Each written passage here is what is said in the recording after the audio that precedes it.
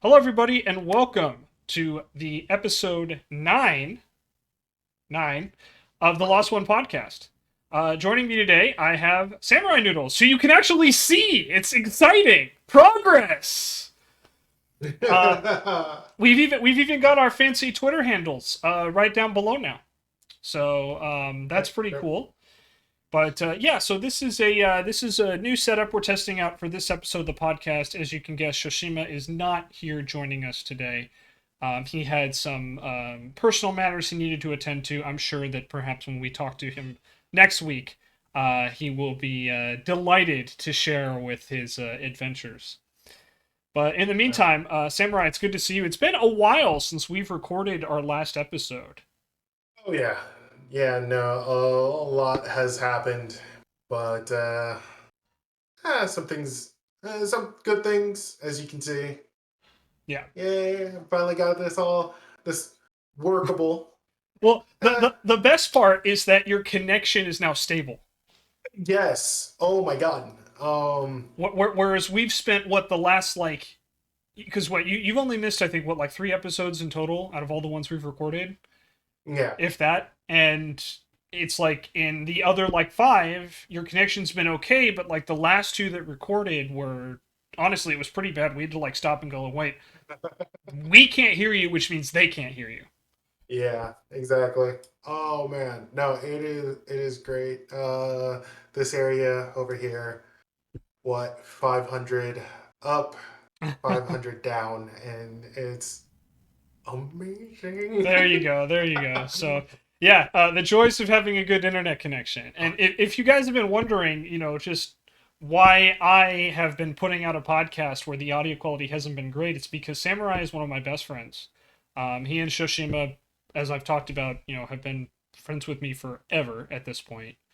And also, Samurai has really done a lot of like work for me, not just paid, but also on a volunteer basis, whether it's helping me out with tech stuff, helping me get OBS set up, making sure my computer could run, helping me kind of tinker on with my stream. So, the thing was, is when I asked him to take part, I'm not going to be like, I'm sorry, your internet connection's shit. You can't take part. It's no, we're going to try to make it work. And, if the quality suffers a little bit, that's okay, but um, we don't have to worry about that anymore because now we Yeah. actually can have Samurai appear. Like, he can call in. I can see you. Yeah! Oh, you can see me. Yes, I can Oh, see. oh I can fight. oh man. Yeah. So It is. Like this feels good. This yeah, feels great. yeah, it's great having you again as always, and today we're gonna resume our MC Lost in the MCU, which is kind of our version of MCU and review kind of thing, but I think that's copywritten, so we can't actually use that. But Plus, this one actually uses your name, so it does. So that's kind of the nice thing is everyone's like, oh, why did you pick Shenzo the Lost? Well, there's a lot of reasons for it, but it's also it. One of the things is I can basically put it in anything. So yeah, and it's if you're true. if you're really wondering, just go back and watch any of my Subnautica playthroughs, and then you'll understand why I put the Lost in there. So yeah, that, I that that mean, that's a very subtle Twitch pitch for me. Cheap pop, right? The cheap plug. yeah, yeah. There we go. There we go. Yeah. I mean, quite honestly, with everything the way that it's going, I quite literally am getting lost in the MCU. There's still a whole bunch of stuff that I need to watch. I still haven't seen Doctor Strange Oh man, yeah. 2. I mean, if it makes you feel any better, I even haven't been able to catch up. I've had so much going on that I still haven't seen Thor, the new Thor yet. So Uh, and that's the thing. I don't want to see the new Thor because I still want to see the Doctor Strange. yeah, well, Doctor Strange: Multiverse of Madness is on Disney Plus. I think we talked about this last time, but it's on Disney Plus now, so you can go see Yeah, it. but you know how it goes with when you have I have to wait for someone else as well because mm, Yeah, no, I hear you. I hear you. I I don't have mean that problem. See, Tanner doesn't give a shit. So see, lucky. yeah, See, I the only I'll say this: the only thing that I can watch with without my significant other is What If series, and Yeah. I am slowly going through that right now. Yeah, the What If series is okay. Like, honestly, Hmm. I think out of all the Marvel television, What If was probably my least favorite. And I would, like, I've talked about this before, but like, if you had told me that going in, I would have been like, what are you talking about? It's okay. Like, don't get me wrong, I enjoyed it, but I don't know. I think maybe I was just expecting a little bit more. I feel though that this is Marvel kind of stepping back into animation, like really stepping back into animation. And I often talk about how like far behind DC is as far as their their films, and of course that situation has not gotten any better. There was an interview today with the CEO, I guess, on a call of Warner Discovery or whatever the new merger is, and it did not inspire confidence in me. In fact, I actually got pretty upset about it. But we'll save that for another podcast episode. Wait, but I do kind of want to ask you your opinion on this though. Yeah, what's up? With the way that they're just independent films have gone, like just they're not trying to put it in a cinematic universe or anything like that. Well, that's the problem is that they have been.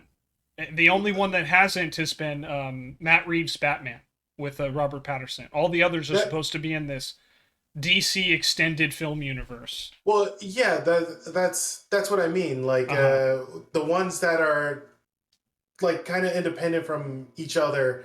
I mean, like the Dark Knight and all that stuff, which everyone really liked. Yeah, well, that predates what DC and Warner Brothers are currently doing.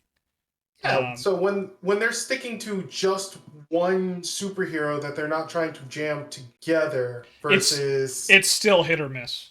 I've said this before. Like, I'll just kind of give a summary. Is that the Dark Knight films? We've talked a little bit about this, but like the first two were pretty good.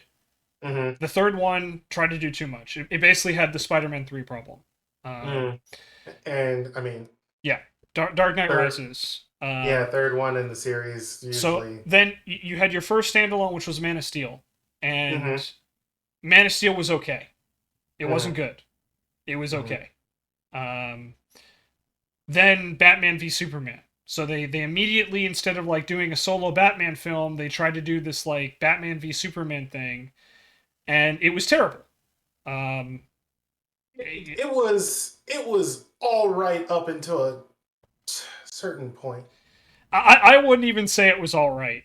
Like it was bad, and it was then they like jump into like then they do Wonder Woman, which Wonder Woman was pretty good, Yeah, that one was good, and then they have Justice League. and that one was. Yeah. I hear the Zack Snyder cut makes it a whole lot better, but It that's turns not a that hard. terrible movie into a C movie. Like the Snyder cut is an improvement, but it's to me it ranks like up there with like Man of Steel. It's okay. It's fine. Hey, from where it was, that's a whole lot better. Yeah, but then you have like Aquaman and Shazam, which were both way Oh, better than I think anyone yeah. had any right to be, right? And those were good, but then you had Wonder Woman 1984, which was absolutely atrocious. Hmm. And now they have this whole story with there's supposed to be this big Flash movie where they were going to reset the timeline and base it off Flashpoint, and of course you have everything that's going on with Ezra Miller, and that put WB in a really bad spot. Then you also have Black Adam, which like makes no sense in the current DC extended universe, with The Rock that comes out here soon, and that may very well be a good movie. I trust The Rock to be able to carry the movie, and then you also have I think like Pierce Brosnan as Doctor Fate. Um, but it's just Warner Brothers' issue, quite frankly, is they have a Sony problem, and it's that I would compare them not necessarily to Sony because Sony can't put out a good movie without the help of Kevin Feige. They have a Fox problem, like the Fox X Ooh, Men, where yeah, it's like they can put out good movies and then they put out like some real shitters, and it's super unreliable and you just don't know. And yeah. then like there was the original Suicide Squad, which was just called Suicide Squad, and then you had James Gunn's The Suicide Squad, which was way better. Yeah.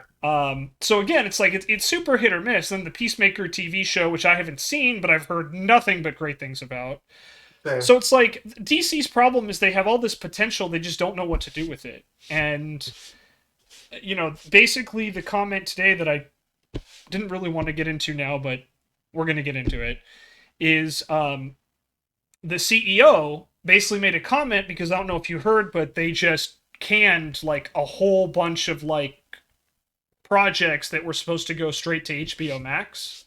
Hmm. Batgirl was the biggest one, which cost them like $90 million or something like that. And I heard there's some kind of insurance thing there, but like still, they took basically what was a finished movie and they're not even going to release it. They canned it entirely. They also canceled like a whole bunch of other work in progresses, including the sequel to Scoob, which was an animated Scooby Doo film. Yeah, I remember that. And when asked about like why they canceled Batgirl, the CEO said, "Oh, we need to protect the DC brand." And it's like, okay, that's pretty weird because in the same call he was talking about how excited he is for the new Flash movie, which would be an issue of excitement except for the fact that it's starring Ezra Miller, who has been arrested multiple times, who is currently avoiding police, who taunted police before deleting all their social media, and I just found out today has also been accused of grooming Hmm. uh, underage minors in Iceland and here in the U.S. So it's just it to me was such a tone deaf response because this WB has been very quiet on the entire Ezra Miller situation. And when you cancel Batgirl, which had so much minority involvement and also had, I believe, Michael Keaton was involved in it, I think, Hmm. and you're like, you cancel that film, but you don't cancel the Flash film, and you're like, we need to protect the brand, but we're perfectly okay with someone who's been arrested for assault multiple times, who's been accused of grooming underage minors, who is currently on the run from the police. Like it sends such a bad message. And then on top of that, you've also thrown in that you just recast Batman as Robert Pattinson with the Matt Reeves film, which was really good, but it doesn't take place in the same universe. It's its own like standalone thing, so that's just adding to more confusion. DC is an absolute mess right now. And on top of that, you've lost Ray Fisher. You've probably lost Gal Gadot. Ezra Miller's future shouldn't even have one at this point. We don't know what's up with Henry Cavill. Henry Cavill hasn't appeared since Justice League. Um, Well, and I you mean, know, this is also the same company that was just like, whoa, whoa, whoa, whoa, whoa, whoa, Batman can't do that. oh, You, referring to performing oral sex with Catwoman. yeah, Yeah, I mean, there's, no, uh, WB's a mess. WB is absolutely yeah, a mess, and they've always been a mess. I mean, you probably know, like from the and oh yeah, from the Bruce Timmiverse. Remember the Batman rule? yeah, I remember the Batman rule. Yeah, That where was where they were like, oh, we can't have multiple versions of Batman characters because it'll confuse the audience. like, dude, Wait, what? what? Yeah, or just again, Yeah, Warner Brothers and nah, DC is unfortunately a mess, and it sucks because as a comic book fan, and I know you're a big fan of Green Lantern and Booster Gold, both of which are DC heroes. oh, I, looking I, at the at the poster in your back of your wall over yeah, there. I mean, Yeah, I've got Blackest Night up here, and then even the comics, which you can't see, are all DC comics. They're all mm-hmm. Milestone Returns comics, but they're under the DC banner. Yeah, So it's like, yeah, like I really want them to succeed, but it's like, God, they just. And I want to be clear, like the whole Ezra Miller situation is not Warner Brothers' fault. Like, that's all them. yeah, that's all Ezra Miller. But it's still like I was telling Darth Canucks, who is the moderator of Hang Time and my kind of DC partner that I always talk to, right, online. I told him, I'm like, the problem isn't. It's how Warner Brothers has responded to the Ezra Miller, and by hyping up this Flash movie, which I know like your entire movie franchise is unfortunately resting on. Yeah. Like, while I can't fault WB for, because it's a no-win situation, right? They either lose like hundreds of millions of dollars by canceling it, or they release it and then put Ezra Miller as kind of the face of their franchise. But to say in the same sentence that we're going to cancel Batgirl allegedly because it was bad, but we're going to promote the Flash movie where your star is literally on the run from the law here in the United States. Like, what message does that send? Yeah. And it's I understand like the business aspect, but like you got to realize that you've already done so much damage to your brand through your own ineptitude between your handling of like Henry Cavill, the whole Joss Whedon nonsense with Justice League, where Ray Fisher's no longer a part, Gal Gadot probably won't come back. Like, you have already put yourself in a really shitty situation. So, of course, when this goes wrong, it's not your fault that Ezra Miller went off the deep end, seemingly, but you should have never been in this position to begin with, either. So, I don't have a lot of pity for Warner Brothers or Warner Brother Discovery, whatever the hell they're calling themselves right now. And especially after hearing their CEO, in the same breath, say we need to protect our brand by canceling Batgirl, and do nothing about the, or not even really address the Ezra Miller situation, other than, oh, the movie is still going to come out.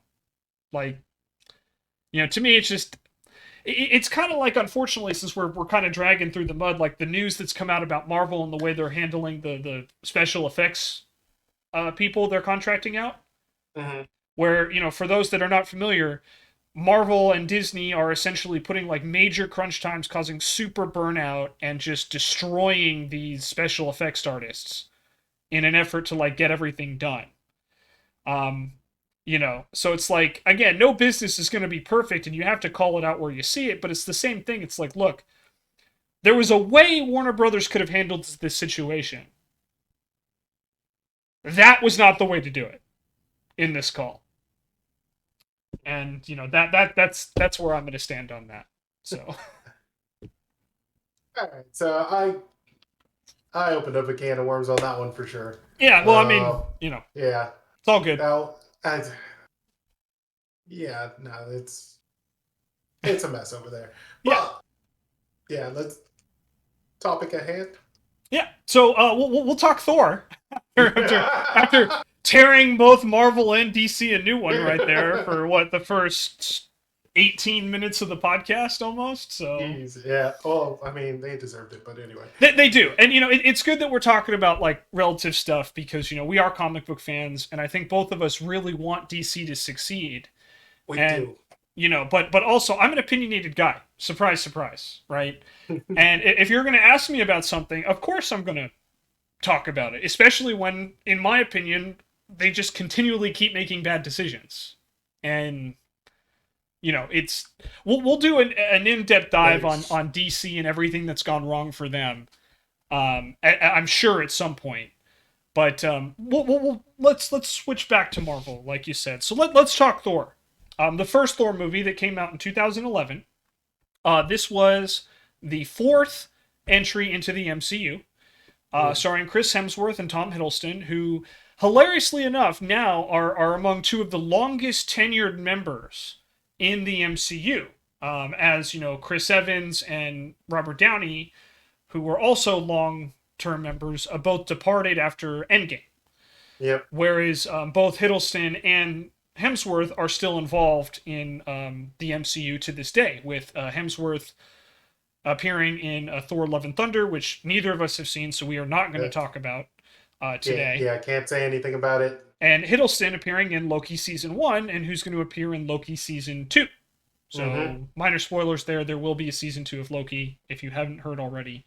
It has been confirmed, and I believe they've already started filming. Yeah, I mean, if you saw it, they couldn't just leave it like what they did. Yeah. But yeah. Yeah. But yeah, so it's funny too, because at the time when they announced both Hemsworth and Tom Hiddleston's casting. I believe the articles framed it as Marvel cast two unknowns to lead this Thor franchise. And it's really funny to think about that now because obviously both Hemsworth and Hiddleston have had very successful careers outside of Major Marvel. success. And both of them are extremely talented and have so much range, which unfortunately we don't really get to see a lot of from Hemsworth, at least not for a little while in the MCU. Dude, so kind of going off of what you said, I remember there was another movie that came out after Thor. Yeah. But they had made it a while back. They just shelved it because, oh, not big names are really attached to this movie, and that was Red Dawn.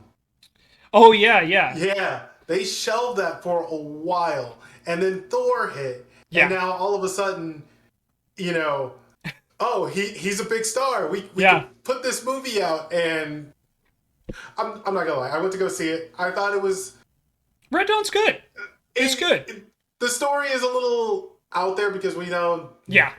Yeah, that's fair. Yeah, but I mean, it was a pretty fun movie to watch. I was like, oh, okay, when I think about it, yeah, that kind of could happen, but yeah. So, but yeah, it's funny. So, and then obviously, we talked a little bit. We'll talk more about Chris Evans when we cover Captain America and the next entry into the Lost in the MCU. But Hemsworth has obviously gone on to do some great things. And Marvel, the MCU has actually proved to be kind of a launching pad for several careers, or a revitalization of careers for several actors and actresses. And Hemsworth was one of them. He and Hiddleston, I believe, were both extremely young when they got cast. I think they were in like their mid to late 20s, compared to more experienced actors that would join. But it is kind of funny because at the end of the day, like, they're now two of the longest tenured members of the MCU. Yeah.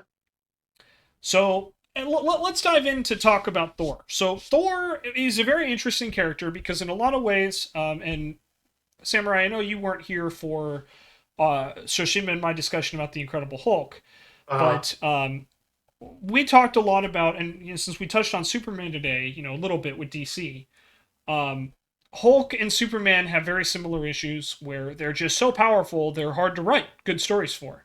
And Thor kind of suffers from a little bit of that as well. He is an interesting character, and as we've seen, like with Thor Ragnarok, which we'll cover in detail later, like, there's a lot of personality that could have been brought out of Thor.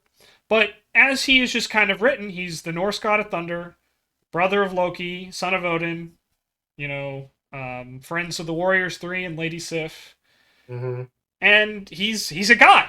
So how do you write a god, right? And as we kind of see with the Thor films, at least the first two, that was kind of a struggle where Marvel didn't really know how to best handle his character. And while the Thor movie was solid, I think, it has problems, and Thor himself is fairly one-dimensional and fairly simple. Hemsworth is very limited in his acting ability, which we'll see later. But yeah, it's when you look at it on paper, right? When you look at this cast, you have Chris Hemsworth as Thor, Tom Hiddleston as Loki, Natalie Portman as Jane Foster, Sir Anthony Hopkins as Odin. Yep. You have a really solid cast, with Portman and Hopkins, who are both established names and superstars. Natalie Portman, as Taika Waititi apparently forgot, was in fact in Star Wars. Yeah, that's right. That was just recent. Yeah. And, Sir Anthony Hopkins, I mean, do we really need to list off his credentials? He's been a household name forever. He's a legend. And, and then, of course, with Hemsworth and Hiddleston as two relative unknowns, it was uncertain, how well this movie would do. And I would argue that out of phase one, the 5 films in phase one, which or 6 films rather, because I forgot about Iron Man 2. But you have Iron Man, Captain America, Thor, Incredible Hulk, and Iron Man 2. I would argue Thor is in the bottom half of that group. Yeah, I can see that. I would probably put Thor right around where I put Hulk. I would put it probably above Hulk, but right around Iron Man 2. Mhm.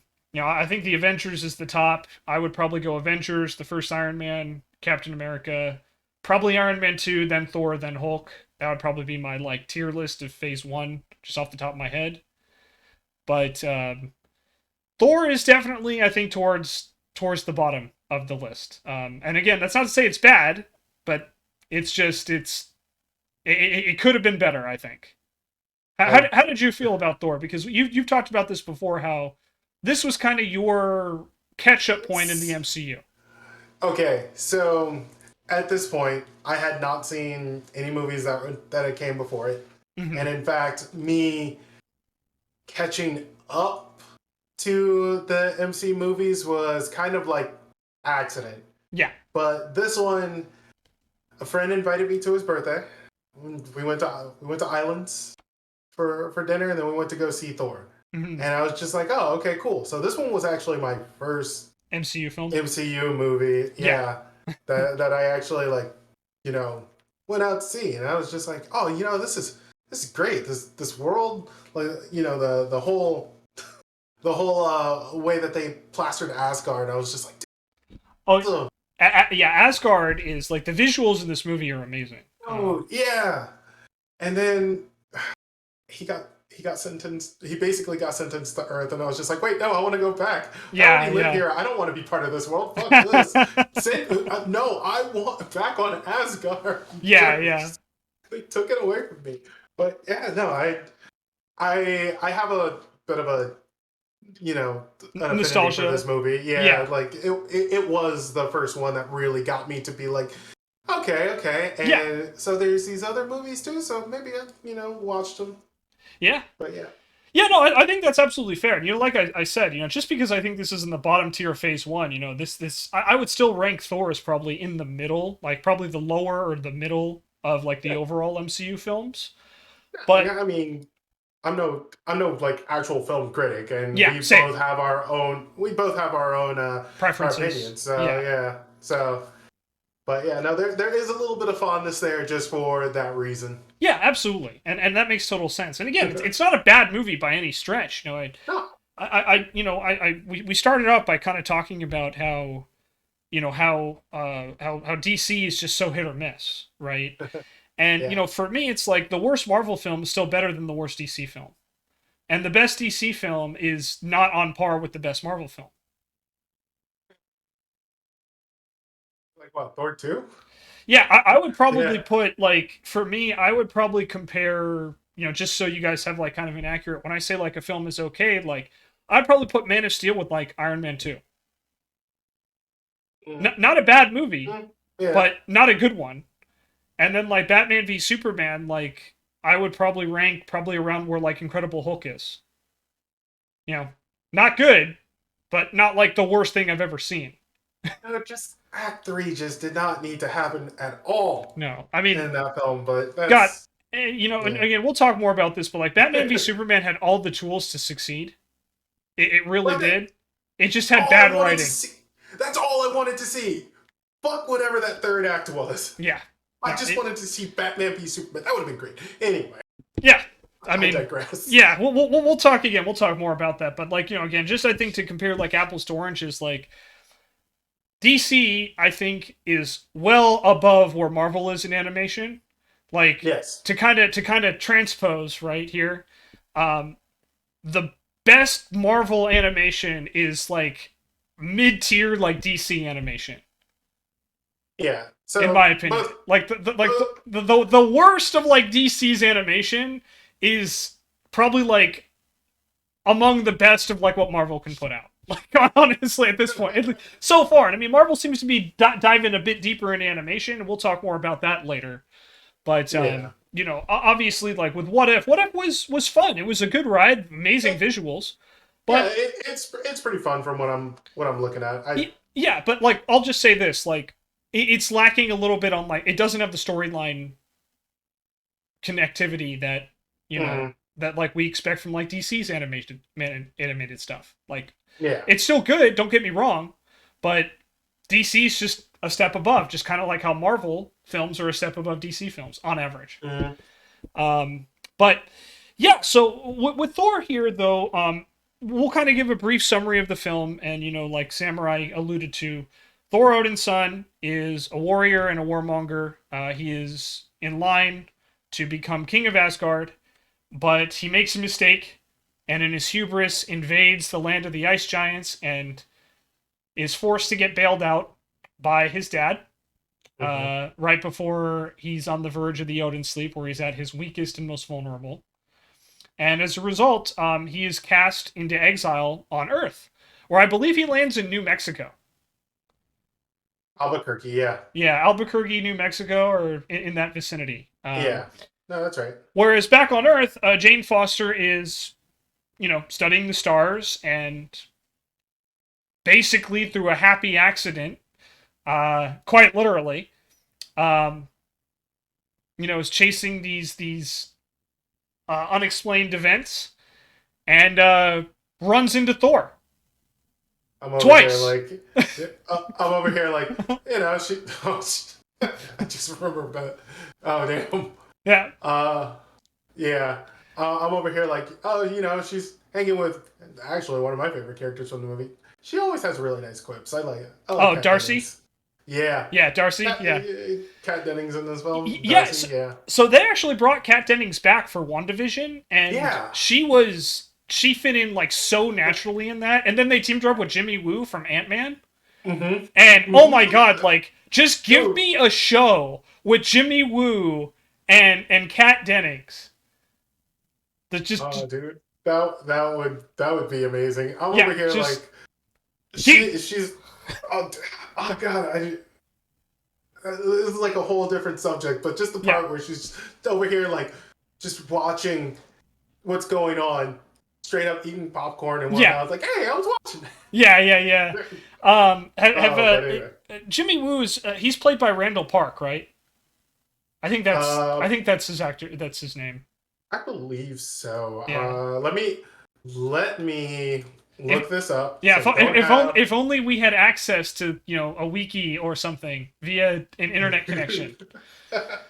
Um, Hey, I have one of those now. yeah, right. I apologize. I'm afraid to look it up because like in some Yeah. experimenting, if I like touched anything, Yep. we lost video recording, and I don't want to have to go in and edit because I'm lazy.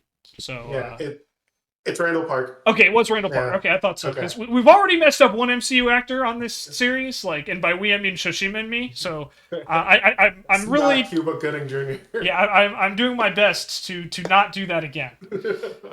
But anyway, yeah. So Kat Dennings is an absolute. I don't know how well she was known before this. I mean, from what I remember of her, I remember she had a movie on. She had a movie as like I believe it was a Disney Channel original movie. Oh, She had one of those. maybe that's why I've never heard of her before. And then she was on the TV show Two Broke Girls, which I liked watching that. Like Okay. I I thought it was a pretty funny show. Yeah. And she had some pretty good lines in that one too. So Yeah. just to hear her like that same quippiness in Thor.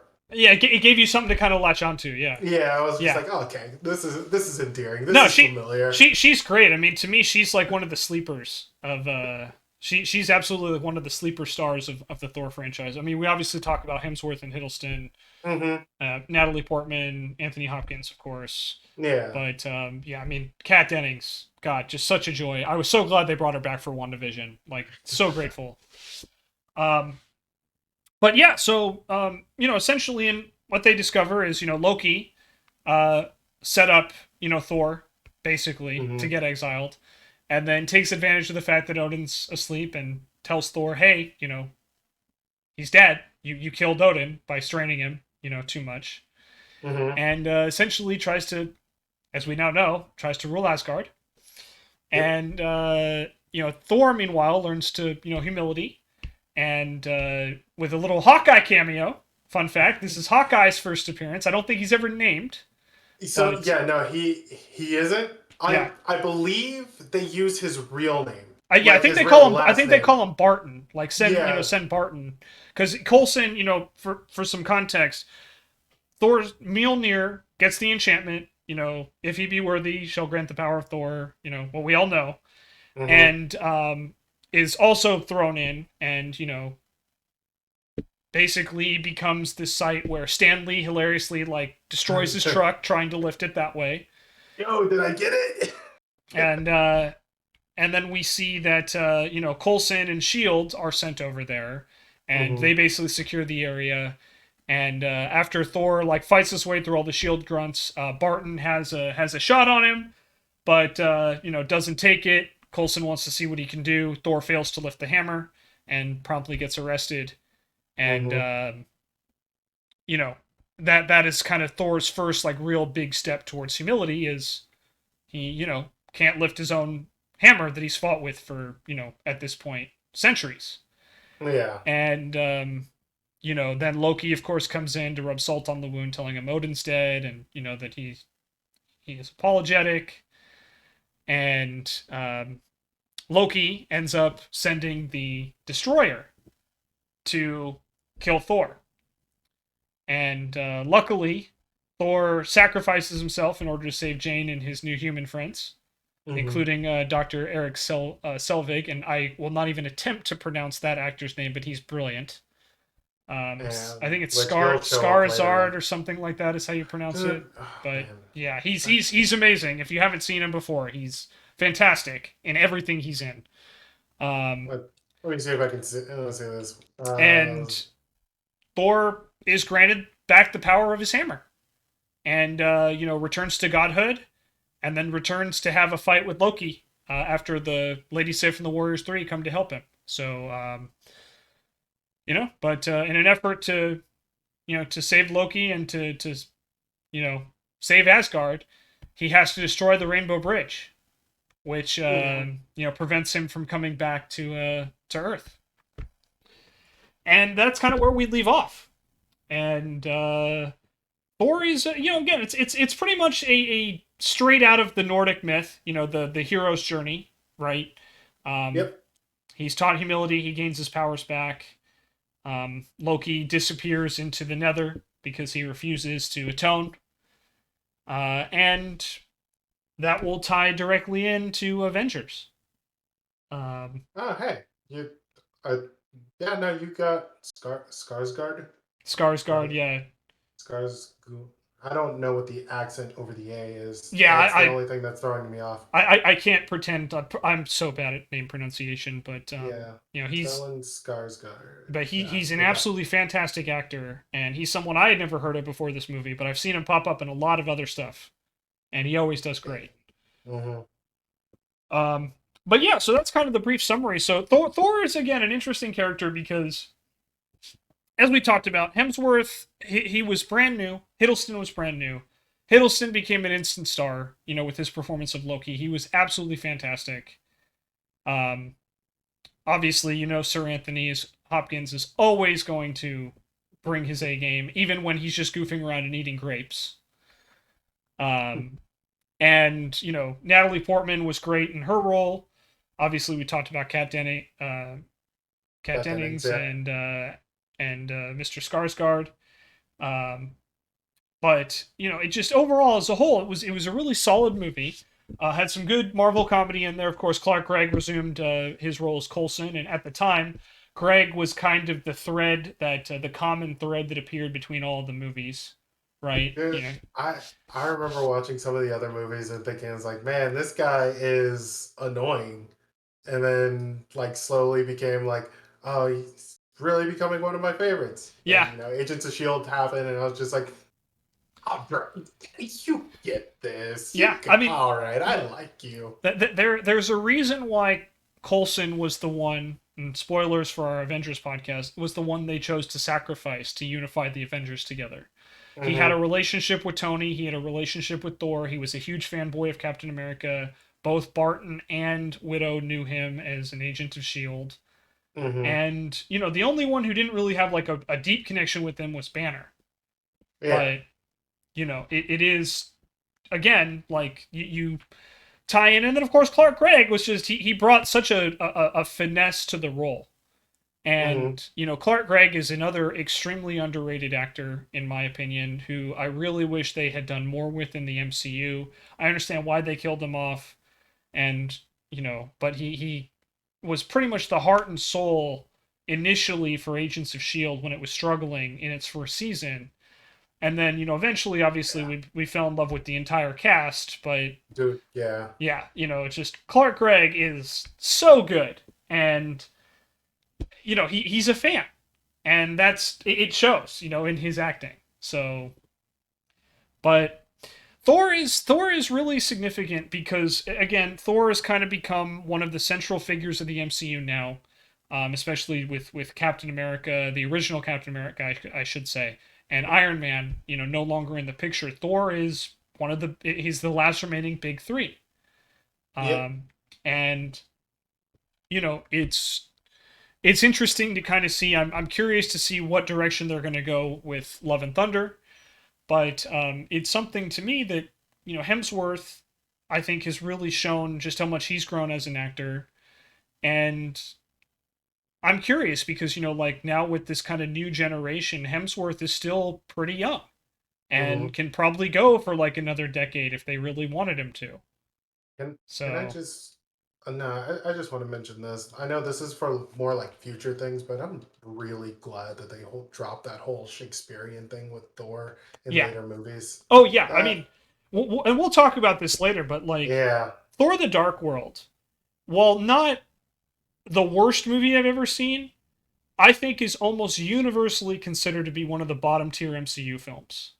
Hmm. It is not good, and the one word, if I could use one phrase rather to describe it, I think would be wasted potential.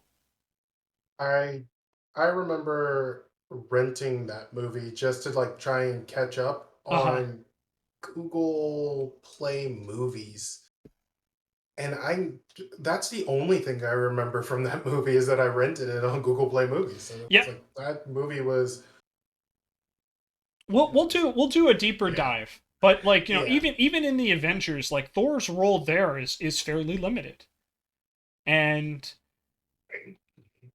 I mean, he's a god. yeah. So again, this goes back to the Hulk problem, the Superman problem, right? Hmm. Is Yeah, that pretty Marvel just much. really didn't know what to do with them for a while, and It's eventually, understandable. yeah, no, absolutely. Again, it's the same problem like Man of Steel had, for example, with Superman, Hmm. and what the Incredible Hulk has, and but in true fashion, though, Marvel found a way, and with Thor Ragnarok, I think really revitalized the character. His appearance in Infinity War and Endgame, while some people weren't as happy with Endgame, his characterization brought a lot more depth to the role. And Hmm. then I'm expecting to kind of see that continue in Thor: Love and Thunder. So hopefully, we'll see That what just happens. But that just reminds me of that whole joke. It's just like, oh, I watched Thor for the plot, and then goes to Endgame, and it's like the plot thickens. yes. And we'll talk about that later. But let's talk a little bit about Thor in comics, right? Thor in the comics and even in the animated TV shows has always had this kind of Shakespearean element. It's a lot easier, I think, to write Thor in the comics than it is to portray in film because comics have a lot longer of a arc, rather than trying to fit everything into 2.5 hours. I mean, there's a lot more that you can get away with Yeah, in a comic. I'll use this one thing as an example. How weird would it have been to see Wolverine in his original yellow suit on the big screen? yeah, oh, absolutely. And I know some people really wanted to see that, especially after they teased it in that deleted scene from the Wolverine. Hmm. But no, I mean 100%. And then further compounding that to kind of add to your point, up till this point, the entirety of the MCU was science based. Hmm. Granted, a little sci-fi, but you've had two Iron Man films Yep. entirely based in science and very grounded, and Hmm. and Hulk, little less grounded but still science based with gamma radiation. You know, and with Thor, you're bringing in essentially magic, like real magic, into the first of the MCU as Thor. But even in this movie, like in the one-on-one Thor has with Jane, Thor just says magic and science are one and the same. Yeah. And they really try to like tie in that like this is magic, but it's just advanced science. Mm-hmm. So that also kind of hurts when so much of like Thor's lore is based in magic and sorcery. I mean, the Enchantress is one of Thor's like most notable villains, a literal magic user. So Loki is a magician and an illusionist. So it kind of feels in a way, and I understand why they tried to keep it so grounded, but it does kind of feel like with Thor, he was very much more so than any of the other Avengers, even Hulk. Which is funny because Hulk was restricted by outside forces with contract disputes and that sort of thing. I feel he was a lot more restricted because of the nature of him being a god and of course his ties to magic. Yeah. But Thor in the comics is he has a very long history. He's one of the founding members of the Avengers. He's gone off into space. He's teamed up with the Guardians of the Galaxy. He's taken on Thanos. He's gone against Galactus and the Silver Surfer. I think you mean the Asgardians of the Galaxy? Yeah, Asgardians of the Galaxy, yeah. But, he's done a lot, of course, his interactions with Beta Ray Bill. And of course, who's worthy to wield Mjolnir has also been, a very important thing because there's just been so very few of them. Beta Ray Bill being one of the most notable, Captain America, of course, being the other one, which they famously recreated in Endgame. It's so funny because I'm over here like I actually know that reference. Yeah, I'm not the biggest comic book reader, so. But I mean, and Thor, of course, has this very expanded, cast. Loki he has a very tumultuous relationship, just like he does in the movies with his adopted brother Loki. Obviously, he's romanced Jane Foster. He's romanced Lady Sif. The Warriors 3 have always been big supporting cast members. And, of course, he's a long-standing member of the Avengers. He was not involved in the original Civil War, but, he's gone toe-to-toe with, like, Norman Osborn and, many notable villains in the MCU. And, he has a very long and extended comic book history where he's always kind of been this, like, larger-than-life. I'll never forget, I think it was in, like, the Ultimate Comics inspired animated series or animated movie, they turned him into like an environmental advocate, and that was a very interesting twist on his character. What? Wait, hold on. Yeah, so okay, yeah, no, you're gonna have to explain this one to me. Yeah, so in they did this whole like I don't remember the plot very much, but it was very much like inspired by I think the Ultimate Comics line. And there was this animated movie, and I believe it premiered on Toonami, which is the reason why it jumps out at me. This was when Toonami was on Saturday, like, I want to say, like, at 8 p.m. So... It was the more, like, kid-friendly Toonami. Yeah, okay, so this was around the time that it had Adelphia. Yeah. So but basically like it was kind of like Reimagined where they had like the Samuel L. Jackson, inspired Nick Fury. Captain America was a bit more of a patriotic asshole. Bruce Banner was, trying to control the Hulk and he was using SHIELD resources to do it. So he was like stealing from SHIELD. Thor was an environmental advocate. Like literally, when they go to recruit him, he's like joining and like don't kill the whale. He's like taking part in a don't kill the whales protest. It was just a super interesting take on the character, and he's had many different iterations. Of course, he most famously lost Mjolnir at one point and went as Odin's son in the comics. But he's done a whole lot of he's had a lot of variety, and we finally got to see a little bit of that in Ragnarok. But for his first, 4 appearances, really, Thor, the Avengers, Thor: The Dark World, and even Age of Ultron, he was very much this Shakespearean character. Yeah, And and it was not working out. yeah, Like, and it was very one dimensional, and it just didn't work. And fuck, then he had Taika, fat eyes. and then I mean, even Tony Stark even mocks him for it in the Avengers. Does thou mother weareth their drapes? Like, it just it's just it's one of those things where obviously we get to see some cool stuff with Thor, and he's done some amazing stuff with some of the most beautiful visuals of the MCU at this time with Asgard. But like you said, we don't really get to spend a lot of time there, unfortunately. And you know, it isn't really until much later that we get to see Thor's true potential come out in Ragnarok, which I think almost everyone would agree is probably the best Thor we've Yeah, gotten. no, yeah, that was, and that one was basically, I want to what buddy, I want to say buddy cop Yeah, movie. it was a buddy cop with Hulk and Banner. Yeah, Yeah, it was a buddy cop movie, and he dropped the whole Shakespearean thing. It was very, wow, I can actually get behind this character like a lot more right now. yeah. I mean, it brought a whole new dimension to Thor. And Mm-hmm. I've heard one critique I've heard is, well, they made Thor dumb. I'm like, Thor's always been an idiot. Like, I don't know what That you're part. talking about. Like, he literally he was an idiot in his first movie. He was an idiot in Thor 2. He was an idiot in the Avengers. He was an idiot in Age of Ultron. Like, Okay. he's So for occasionally shown wisdom, but like he's never been the brightest cookie in the bunch. Like, so you know, so as someone who didn't read the comics, that part I actually knew. yeah. Yeah, he's kind of dumb.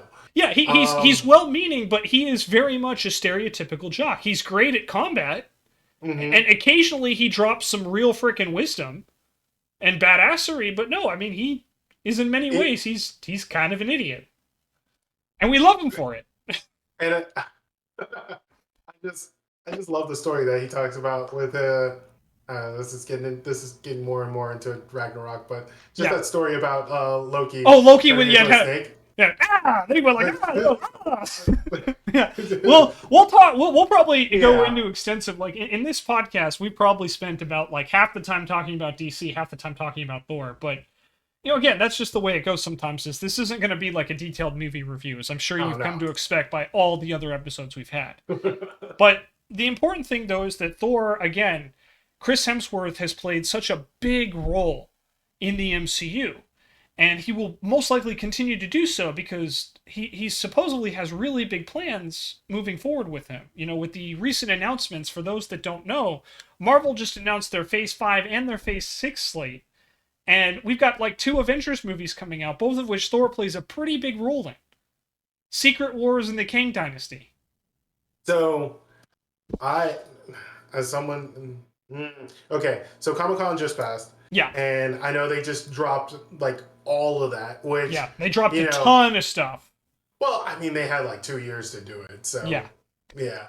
Um, I have seen like all of all of their roadmap. All I saw were memes Uh huh. of it. Like I forget what movie has Mania in their name. Media. It was like something Mania. I just know that basically they were like they dropped the whole thing of like nothing but Morbius memes in all the Marvel movies. Like Morb Mania. I forget which movie that one was for. I legitimately can't think of any title that they have with Mania in it. Let me see. Maybe that was just in the joke or something. Yeah, But it was probably a joke because the like don't get me wrong, there were a lot of titles, but I legitimately can't think of a single one that had Mania in let's it. see. Let me see.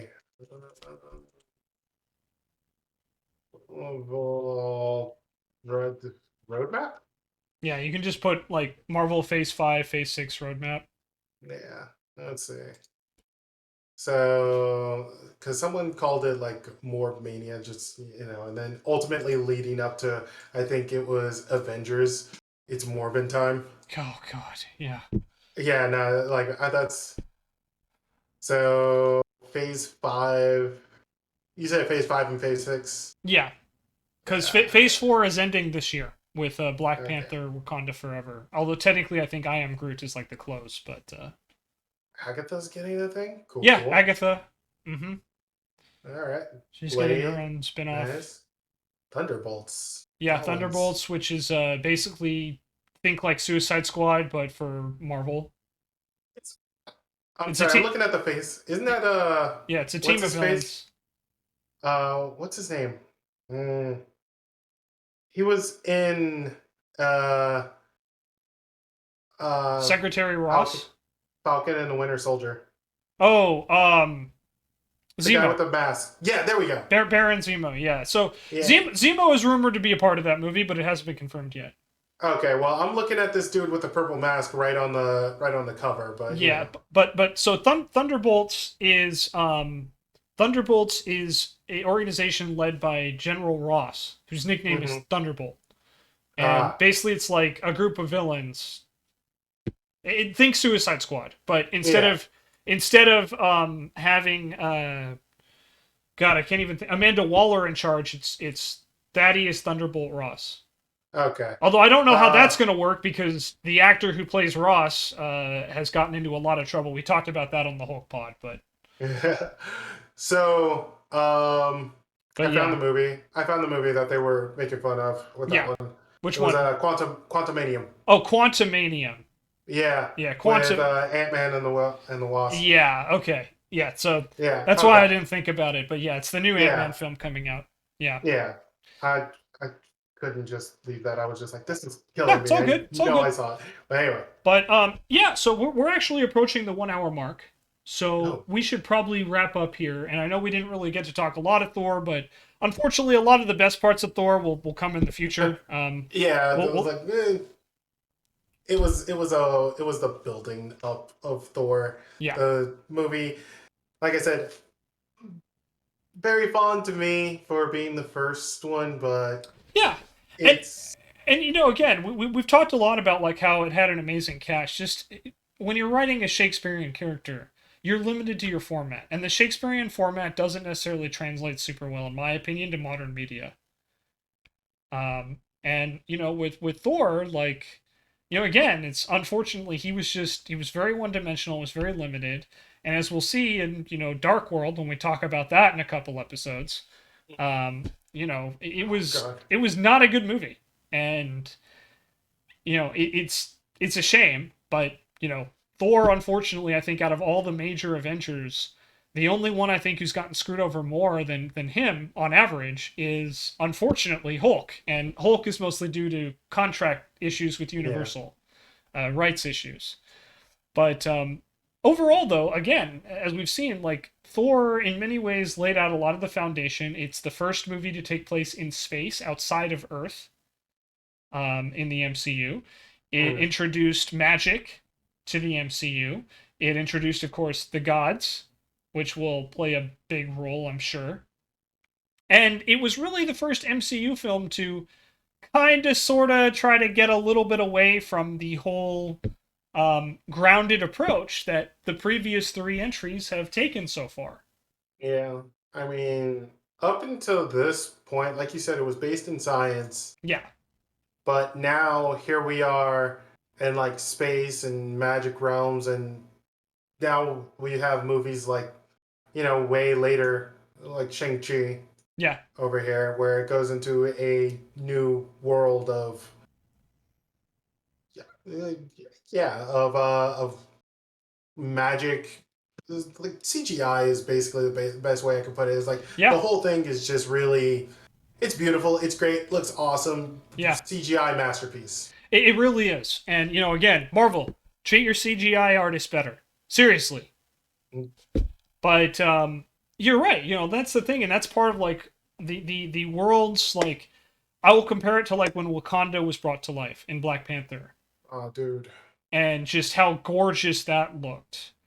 so Um, great. I'll compare it to some of the crazy stuff we've seen in like Guardians of the Galaxy. Guardians of the Galaxy is another one that's just like, dude, this is amazing. Yeah, and no spoilers, but you're going to see some pretty cool stuff in Multiverse of Madness as well when you Yeah. do get around to watching it. But Doctor Strange is another one where they've done some Yeah. amazing CGI stuff, like with the mirror dimension and Mm-hmm. stuff like that. Anything that Doctor Strange is in. So Yeah, like, what was it? No Way Home. yeah, Spider-Man: No Way Home.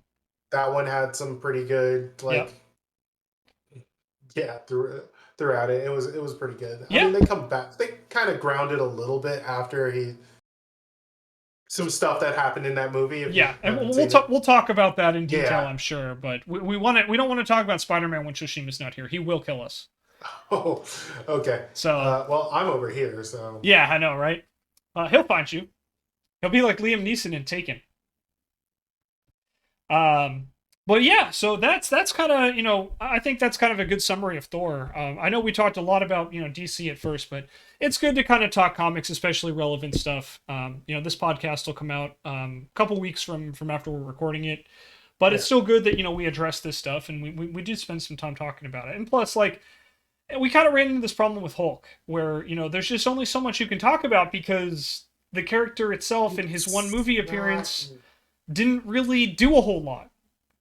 And Yeah, Thor is kind of the same way here, where it's like, this is what happened. He was a warmonger. He got in trouble. He was banished to Earth. He learned humility. He came back. He saved Asgard.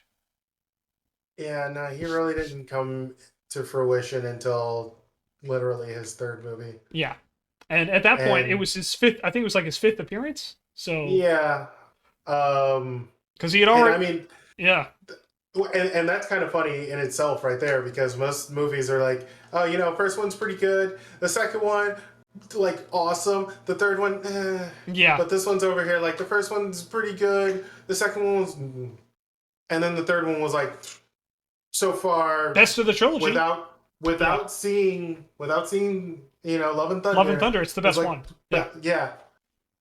So, but yeah, and it's just we talked a lot about Ragnarok in the Hulk episode because we kind of covered Hulk's like whole journey through the MCU, because again, it's like he's not really going to be the spotlight moving forward anymore. He got one solo film and that's it. Thor at least has a couple shots at redemption, which is awesome. Obviously, we haven't seen what will happen with Love and Thunder, but I'm sure we will talk about that in a future episode of the podcast. yeah, we'll have seen it by that time. Yeah. So in the meantime, though, we've just about hit the 1 hour mark. So let's do some final thoughts on Thor. Where would you probably rank Thor, the movie, in the MCU? And you don't have to give like a specific, but like, is it upper tier for you, mid tier, lower tier? So, I mean, with the world building and the fondness of it, it's pretty up there for me. So, like, pretty high. Like, there's definitely movies that are above it, but I would definitely say, yeah, high tier for me. Okay, yeah. For me, I don't have the same nostalgic attachment. I was watching pretty much all of the MCU films in theaters like the day they came out at this point, and I enjoy Thor. I do. I put it probably squarely in the middle tier for me. It's a great origin story. It does kind of follow that same MCU formula that we will see constantly. But and unfortunately, Thor does suffer from some lack of characterization, but a really strong supporting cast, great visuals, and of course the performance of Hemsworth himself, who looks like a god. Just honestly puts it in a solid mid tier for me as far as the MCU. I'd probably give it like a B or a B minus if I was grading it.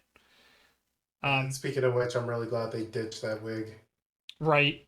I look back at that now and I'm just like, dang, that looks horrible now. Yeah. Well, I mean, especially after we've seen his hair, how good he looked in Ragnarok, right? Yeah. Yeah, but for me, I feel that Thor as a character is very difficult, and I feel that Marvel did a good job with it. And it established a lot of stuff that'll come back later. Obviously with Jane Foster coming back in Thor: Love and Thunder, for example, Eric Selvig will play a pretty significant role, in Avengers, and of course Tom Hiddleston's Loki, who is in many reasons something we didn't talk about at all, but this is arguably Thor produced arguably the greatest villain in the MCU, in Loki. One that they didn't kill off. Yeah. One of the only ones they didn't kill off. Yeah. And, you know, that's kind of a really weird thing to say, is that I don't think we really gave Tom Hiddleston like enough credit in this podcast, but trust me, we'll probably gush all over him moving forward. So I mean, like Comic-Con did years ago when he had a bunch of people just yelling his name. yeah, exactly. Oh, jeez. But we'll talk more about that. We'll have to give Tom Hiddleston more credit later. But Yeah.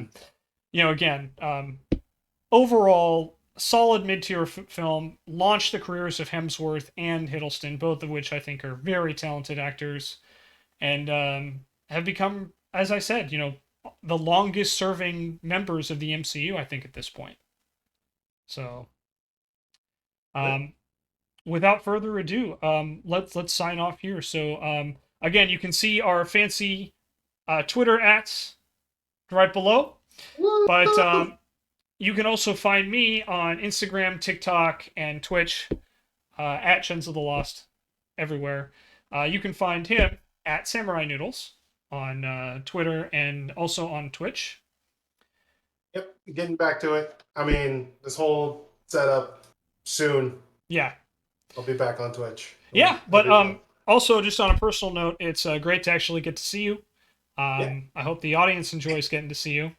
And this will hopefully be our layout moving forward. I'm just as a notice to all the watchers out there, all 6 of you. If there might be a little bit of tweaking when Shishima comes here. Obviously, this works out fine when it's just me, but I don't know how it's going to look with the camera. So we'll find out with the couch. But with that, I'm going to sign off. Thank you again for listening to the Lost One podcast. Don't forget to like and subscribe if you enjoyed this podcast, and we will see you next week. Bye-bye.